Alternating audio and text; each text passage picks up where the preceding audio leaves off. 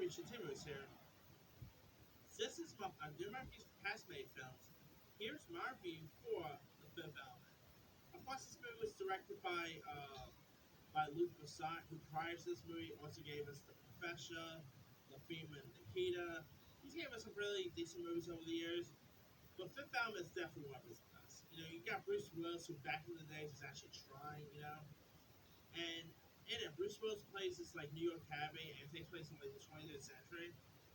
And so, Bruce Willis's Corbin Dallas character finds the fate of the world in his hands when this woman named Lilo, played by Mila Jovovich, ends up flying into his cab.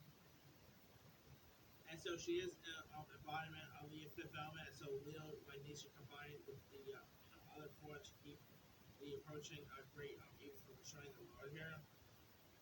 And so together with her father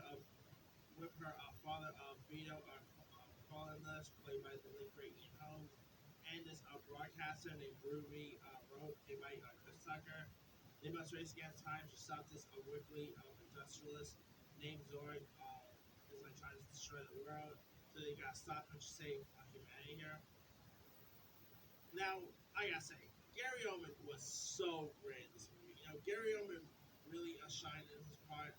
Bruce Willis, like I said, back in the days, in the 80s and 90s, Bruce Willis was actually trying. Nowadays, I can't say the same. But Bruce Willis was still pretty decent in this movie.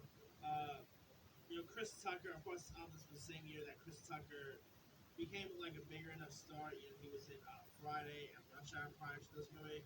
And Chris Tucker was so hilarious in this. He really plays his character well. I mean, who does not love Chris Tucker? Chris Tucker has always been on that. You also had the late great Tommy Tenney Lister. Speaking of Friday, you had Lee Evans was in this. The late great Luke Perry appeared in this. I mean, the visual of this thing was cool. The scenery was decent. The performances from Bruce Willis, Gary Oldman was great. I mean, Gary Oldman is probably one of my favorite sci-fi movie villains, believe it or not. Gary Oldman really plays his character well. Gary Oldman, I can say, has been like a chameleon. When the guy does breaks into a role, he really breaks into it. Whether he's playing Winston Churchill or whether he's playing Dracula, the guy just nails it every inch, and he does it great here. Mila Jovovich, of course, this movie was years before Mila Jovovich became bigger with the Resident Evil movies. She was terrific. The vision of this thing, I just always love the vision. I mean, this is probably one of my favorite sci-fi movies of the 90s. It's definitely really decent to watch. I mean, the movie did pretty well when it got released too. It actually has a 71% Rotten Tomatoes and 86% audience score. The box office themselves was, of course, it actually made about 262.9 million. Did pretty well when it first got released. I'm surprised we never really got to see a sequel. This thing could have had franchise potential. Never really had a franchise potential. They should do a TV show though. I can totally see a Fifth Element show in the near future. But that aside, if you guys have never really seen the Fifth Element, you can find it on. You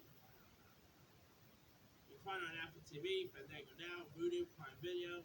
It's probably not on the heavy price. It's probably not on HBO Max, Netflix, or anything like that. Maybe one of these days, so on that. But anyway, let me leave you guys. Have you ever seen the Fifth Element? If so, what so? Were you a fan of it? Were you not a fan of it? What were some of your favorite parts of it? Some of your favorite moments? Drop comments below. Don't forget to subscribe, hit that bell for more notifications.